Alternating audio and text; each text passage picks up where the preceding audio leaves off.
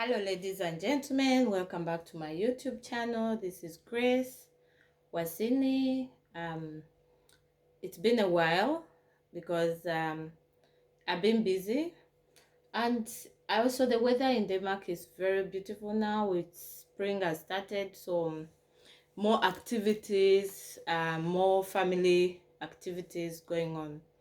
So today's topic is just about the decision my husband made in just 2 weeks, and how he proposed in the 2 weeks. So it's September of 2016, and we've been in communication, and then we decide to see how things try out, and try out a relationship and see where it takes us. And truth be told, I didn't just have marriage in my mind then. I just come from Nigeria, maybe a year or less. If you've been following my YouTube stories, I stopped on my last topic about my life was about that period, 5 years in Nigeria, and then I came back. So this is the 2 years in Uganda. I'll give the topic of what I do in those 2 years another time, but then within those 2 years, then I met my husband. So now it's 2016, and yeah, and then we decided to hang out. I didn't even know he was going to propose. I was like, oh, whatever is happening, I was just taking it easy and enjoying myself and enjoying our relationship and him.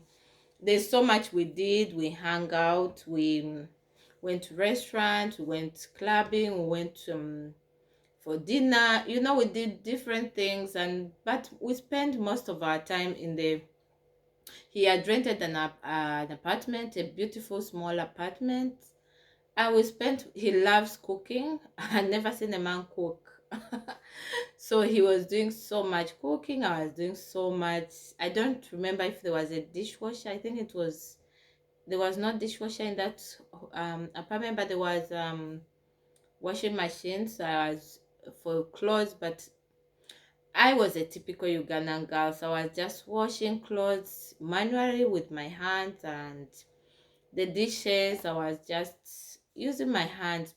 But I don't think dishwashing machines are a big thing in Uganda. So I think it was just a clothes washing machine, but I still did the washing manual. Let's be honestly, it's like I was living with my sister then, my eldest sister Jackie, but I think it's like I had moved. We were kind of cohabiting, but it wasn't cohabiting, it was like dating. But because we could not get enough of each other, I had to come and live in his apartment. So we did all that couples do. We spent days in the sofa watching TV, or just talking. And at one point he just said he knew already much about Uganda because he had been coming to visit. He had been coming around, and he had also been to the Renzori, or the peak of the Renzori mountain where there's the ice or the snow. I've never been there, but I'm told. And funny enough, I lived in Kasese, but I never went there. Typical Africans. We are in a place with something resources and good things, but we never go there. But that's how it was. So we were really enjoying ourselves, smooshing, hugging, doing all the things couples do that I can't go into details, but you all understand. And then he just, out of the blue, maybe a week and few days, he just asked me what what does it entail for someone to marry from your tribe, because I know different tribes in Uganda, you're required to pay bride price. And then I'm like, I joking, not jokingly, but like a conversation. We used to have many conversations, and this was one of them. So why not? I just gave him the honest details. I just said 20 cows, and he was like, okay. And then I was like, but there are tribes that are also cheap. Can I say cheap, or rather have different? I hear. I don't know much.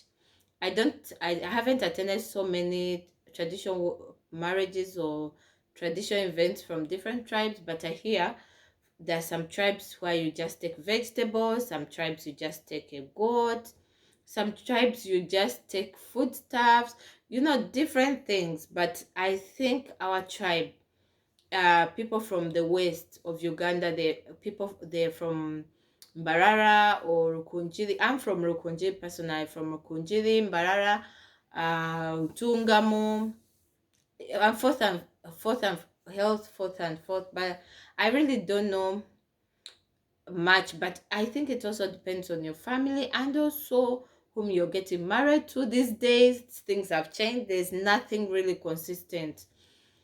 So I just told him, and he was like, okay. He kept quiet, and maybe before he left, because he had come here as in Uganda, and then before he left, he was like, okay, um, so what if I wanted to marry you, And I was shocked because the truth is, I was just myself when we were dating, and those who know me, who knew me then, it was all about party. So I was the one saying, let's go here, let's go here. And I wasn't really like most girls prepare themselves. Say, I'll walk like this, I'll dress like this. Even the weeks I spent with him, I was dressed anyhow with my shorts. Those who knew me knew my dress code. I was just being me. So I hadn't planned anything for wife material. Like many African girls would do. I hadn't planned anything. I was, in fact, encouraging him to hang out with me and the other girls, and maybe he would be interested in them. But it came as a shock to me, so I was surprised. But I just said to myself, what have I got to lose? If it's not serious, well and good. If it's serious, I have nothing to lose. So I just waited, and he came back to Denmark, and then we kept in touch, and then he said, can the wedding be in January? Unfortunately, I lost and I don't know, I think I said because this was September, and then October, November, December.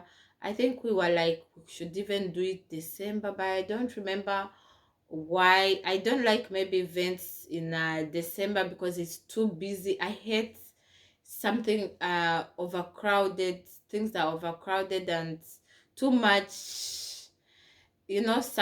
I just don't like. So I just wanted the month that was calm. So I was looking at January, but then I can't remember. Then I thought, oh, maybe February, because I thought maybe February because there's the month of love. It's a month of love. But then unfortunately my baby sister passed on, and then yeah, it was not a, so we had to postpone. And then we I was like, March is okay. And then let's I needed some time to heal and everything. And then March, I was like, okay, March is okay. Sometimes it's not just good to keep postponing things because maybe they may never happen, God forbid. But and then I just said March is fine. And somehow I just wanted everything on one day. I didn't want to spend so much, and I didn't want too much circus.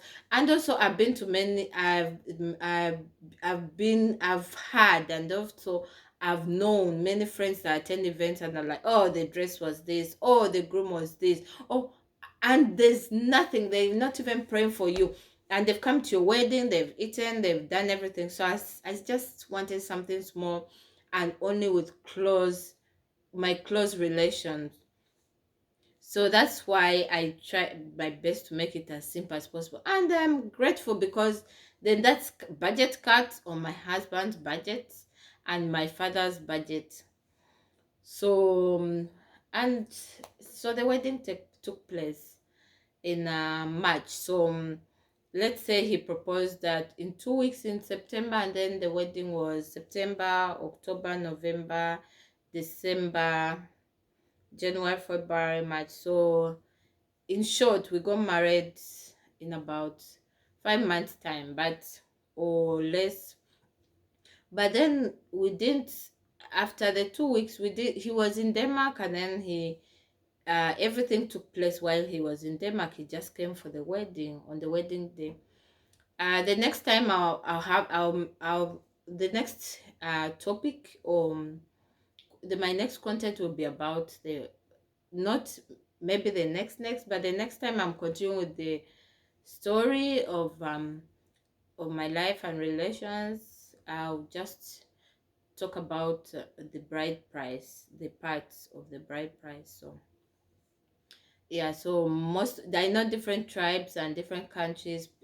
There's bride price, but then yeah, different people perceive it or do it differently. So the next topic will be about my own. So thank you so much for watching, and stay tuned for more and more beautiful and interesting content. So this is to educate or to inspire or to open someone's mind out there who thinks, oh, relationships have to take really long. You have to get to know someone. Actually, I apart from those 2 weeks, and after, of course, the 2 weeks when my husband came before the wedding, and we also again stayed together in a hotel before in Rukunji before the wedding. He stayed around 2 weeks with me again before the wedding. I know it shouldn't be like that, but we were just doing our thing. We don't follow norms.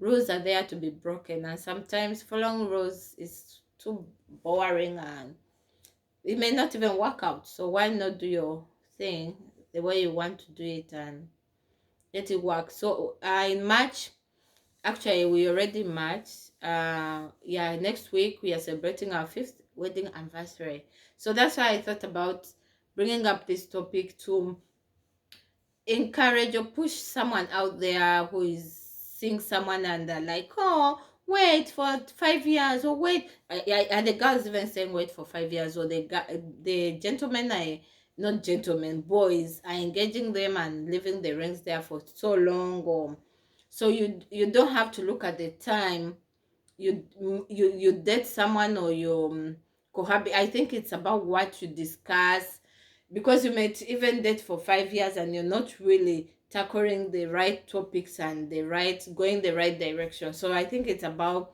the direction you're heading. It's not about the time, or the time of dating, or the time of the wedding or the engagement. I think you can even meet today and engage engage and get married like tomorrow. So I think it's not about the time, it's not about the age, it's not about the long distance relations. It's about the two of you where you're heading. Because like I said, when he left in September, he came back. The next time he came was towards our wedding, 2 weeks before our wedding. So like in March, or end of, yeah, March, early March. So you see, different things work for different people. So thank you. Enjoy your weekend. Hi.